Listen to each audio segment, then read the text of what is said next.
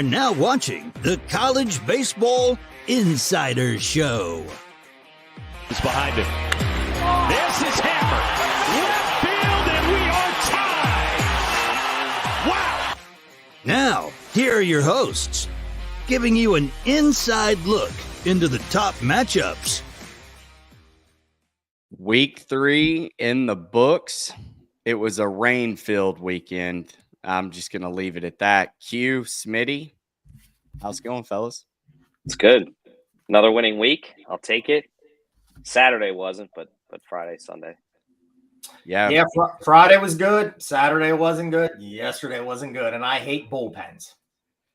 Well, we did an impressive Friday. This may just need to be a Friday show. Yeah. 39, 14, and 5 now, with all 5 being voided this Friday. Moving our best bets recap from the show. It's an impressive 39 wins, 14 losses. I don't know what that percentage is off the top of my head, but it's pretty damn good. I'll put it to you that way. We know what we're doing here.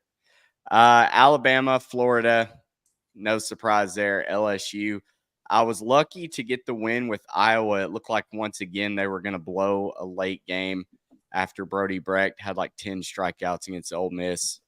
Northern Kentucky, that was a no-doubter. Missouri, we talked about it. Never should have been laying minus 410 against anybody. I don't care if it's my 6-year-old's T-ball team. Northern Kentucky actually wins outright. TCU, A&M, moneyline parlay got home. The only loser on my board was Oregon. Just completely let me down. Smitty, I'll let you recap yours. Yeah, you went with the Gators all weekend. So, that was a good one. TCU and Texas A&M. Again, Texas A&M is a machine right now. I was with you with the Oregon game. The Gauchos kind of showed up over the weekend here a little bit. Lost that one. And Oklahoma, Pitt, I got to stop going against Pitt. I think the legend of Rob Garvey, man. I texted him. He got a good laugh out of that on Friday, but Pitt really showed up. Got me Friday, got me again yesterday. So guess what? Stop betting against Pitt, man. They're playing great. So that's the way it was. Q? Yeah, Arizona State, Texas A&M, they got me Friday. They ran it back Sunday, and they hit that over. Texas A&M hit that over by themselves on Sunday, and sitting there thinking, well, why couldn't it have been Friday? But nonetheless, solid weekend. The Auburn, the UCF Auburn. UCF did cover their portion, so it was a small win, pretty much money back plus a couple dollars. But yeah, Auburn was canceled.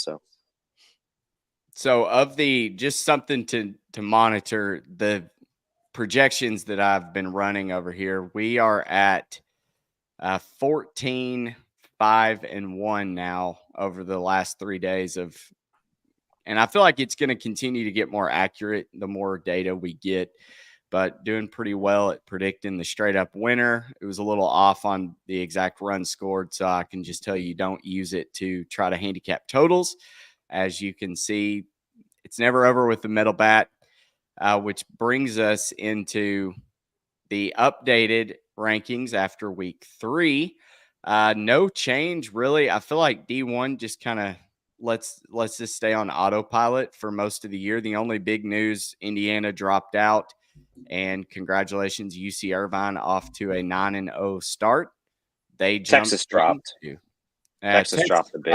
It didn't really drop out, but I've started to highlight them if their odds, which is kind of confusing. If their odds got better, they are red. If they got worse, they're green. As far as something to monitor throughout the season, I'm excited about this because we haven't ever done it to where you can actually see what week you got the best number on what team. The one that jumped off the page to me was East Carolina dropping despite losing or sitting at 7-4. This team struggles on offense, and they've got a great pitching rotation with Zach Root and Trey Savage, but the team, kind of like Arkansas, you can't rely on pitching if you don't have the bats to build up a lead. So does anything else stick out to you? Vanderbilt obviously dropped a little bit, so now may be a good time to jump in on Vandy. And then A&M dropped, got better at plus 1,600 now. That there may not be a hotter team in college baseball right now than Texas A&M. Yeah, just to touch on East Carolina, bad middle relief too is something that they've kind of been victim to in their 4 losses. Great starting, just can't really get those middle to late innings going. Texas A&M, grab them now. I think they're only going to get shorter odds. I mean, I know it's early in the season. We're coming into conference play. Anything can happen. We're waiting for some arm injuries across college, in general to happen. We've been fortunate enough to have them, but they're not even sweating games right now. And they've played, a couple quality opponents this weekend, teams that I thought maybe could score a little more and them couldn't, Arizona State being one of them. You compare the two, I guess the hottest teams right now are Texas A&M and TCU, and TCU struggled. I mean, Peyton Tolley, Cole Klecker, and Zach Morris, they've had their fair share of issues to start. Obviously, things can get better, but TCU's been very lucky in a lot of games. I think they lead the stat of under 20% win probability wins at any point in the game. They're leading the country in, and they probably should have 2 or 3 losses by now. But then A&M's just not having those. So A&M, grab them.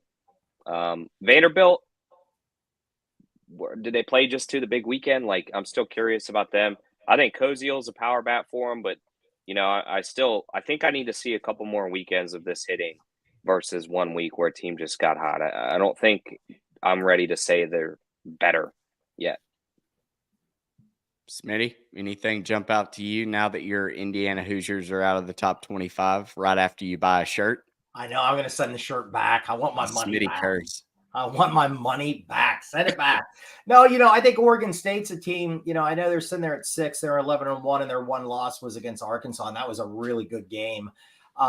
We said Coastal Carolina, they're really starting to hit the ball, and that's what we kind of predicted was going to happen. I think their offense is good. Texas Tech's offenses. I know some of the matchups they played were maybe not powerhouse teams, but man, they score some runs up. I mean, really like that team. And again, Dallas Baptist, we said that on Friday. It's a program that's always there. Good weekend. I think that's a team that's coming up. And the Gauchos, the record doesn't look good, but maybe they got things right and they can go on a little bit of run. All right, which brings us to our 3 up, 3 down. That is not the graphic. Why don't we hear your thoughts? Let's hear your thoughts.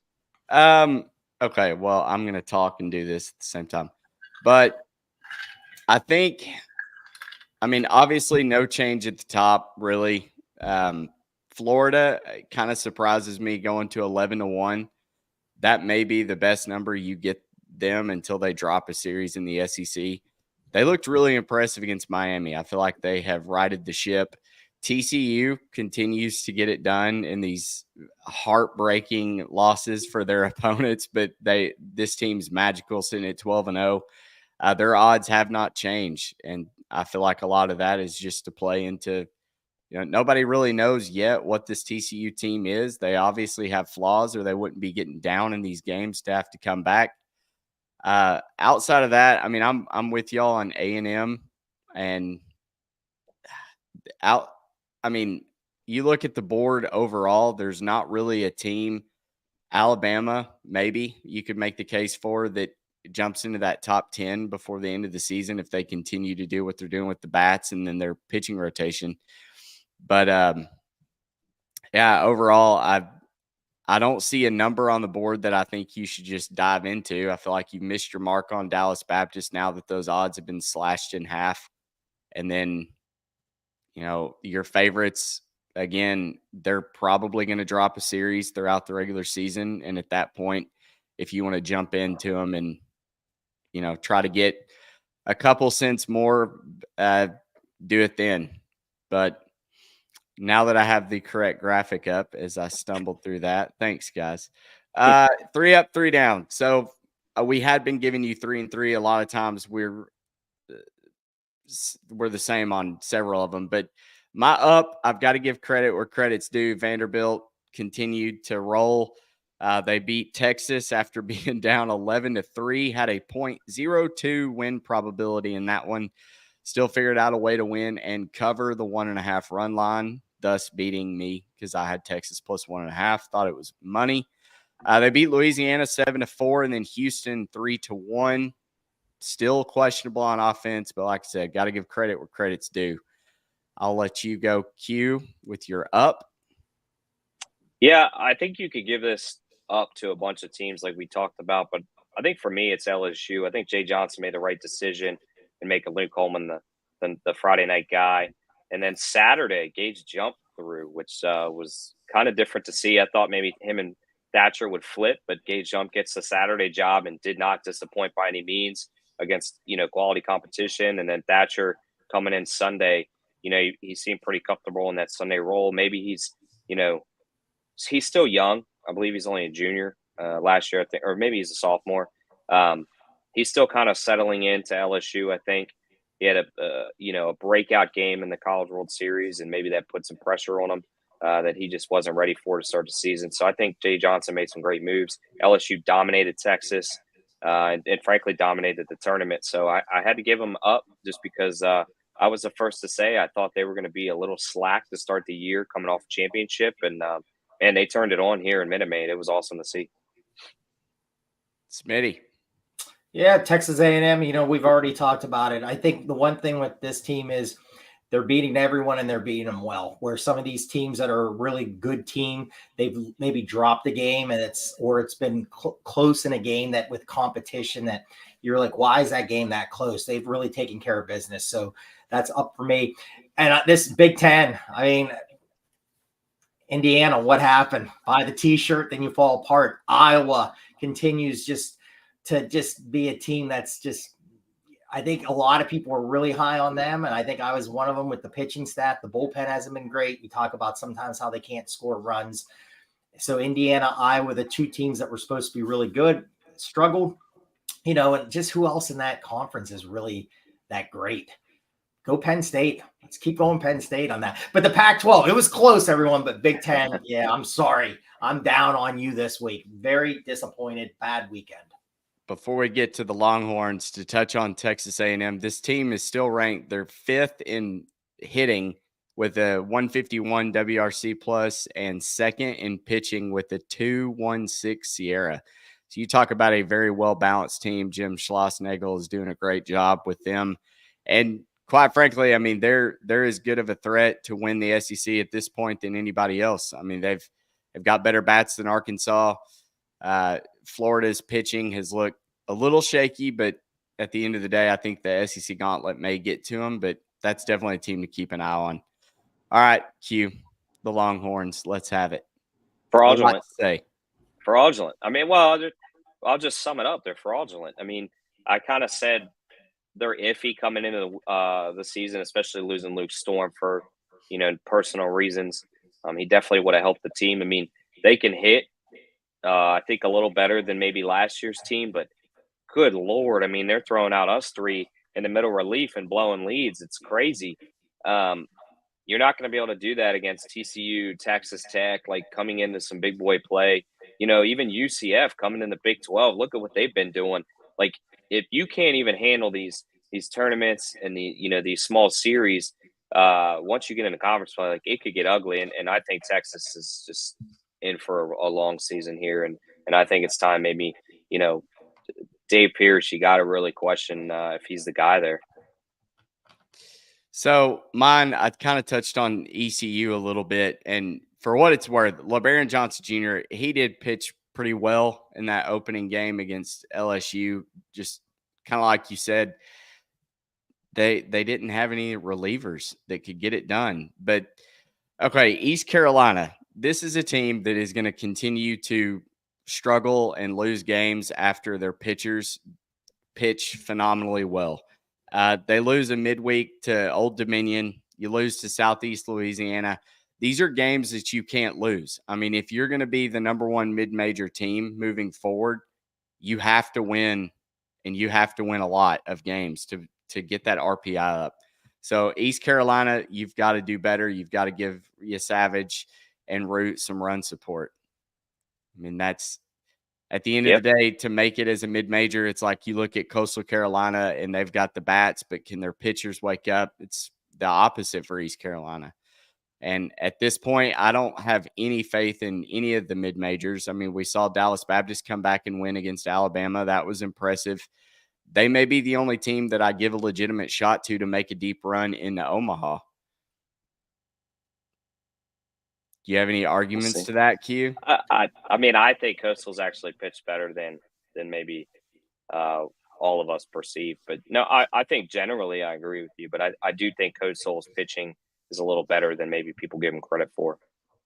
I would say Dallas Baptist and Coastal. And the bats have really woken up. I mean, I think they're really hitting the ball well. And they can hit with anybody in the country. I think their pitching has been a little bit better.